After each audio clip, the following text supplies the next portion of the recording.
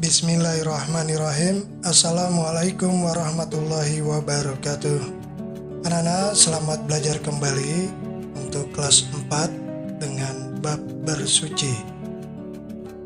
Bersuci adalah membersihkan diri dari kotoran dan najis, menghilangkannya dari badan, pakaian, dan tempat yang terkena najis dengan menggunakan alat-alat untuk bersuci. Membersihkan diri dari hadas kecil dengan berwudu, hadas besar dengan mandi.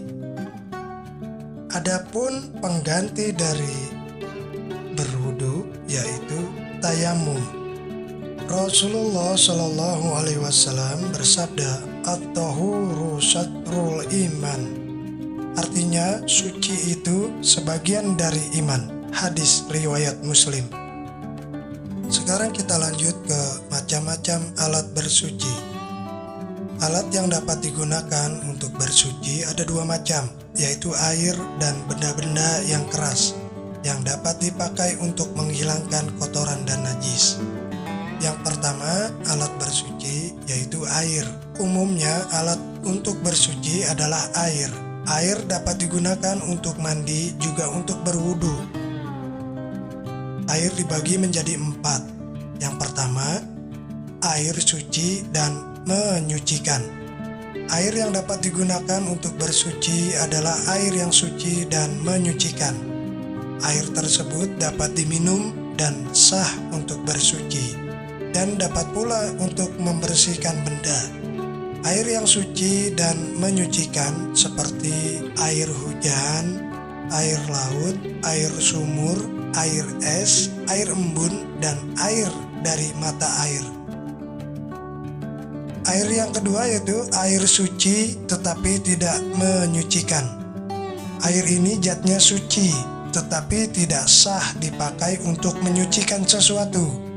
Air yang termasuk bagian ini ada 3, yaitu air yang telah dirubah sifatnya karena tercampur dengan suatu benda yang suci, misalnya air kopi, teh, dan sebagainya. Air suci tetapi tidak menyucikan yang selanjutnya, air yang kurang dari 2 kulah dan sudah dipakai untuk menghilangkan hadas atau najis, walaupun air tersebut tidak berubah sifatnya. Yang ketiga, air pohon-pohonan atau air buah-buahan, misalnya air nira, air kelapa, dan sebagainya. Jenis air selanjutnya yaitu air makruh. Air makruh adalah air yang terjemur sinar matahari dalam bejana, selain bejana emas atau perak yang diperbolehkan. Air ini makruh dipakai untuk bersuci, tetapi tidak makruh untuk pakaian, kecuali air yang terjemur di tanah, seperti air sawah, air kolam, air sungai, dan tempat-tempat yang bukan bejana yang biasa berkarat. Selanjutnya, air najis. Air najis adalah air yang terkena najis. Air tersebut apabila kurang dari 2 kulah, maka tidak sah digunakan untuk bersuci. Akan tetapi, apabila lebih dari 2 kulah dan tidak berubah sifatnya, maksudnya baunya, rupanya, dan rasanya, maka sah untuk bersuci.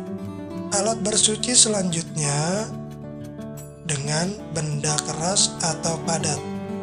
Bersuci selain menggunakan air juga dapat menggunakan benda keras ataupun benda-benda padat, misalnya dengan menggunakan batu, tanah, kayu, dan tisu. Benda-benda tersebut dapat digunakan untuk bersuci. Anak-anak, itulah tadi pengertian bersuci, lalu alat bersuci. Sekian dulu pelajaran kita.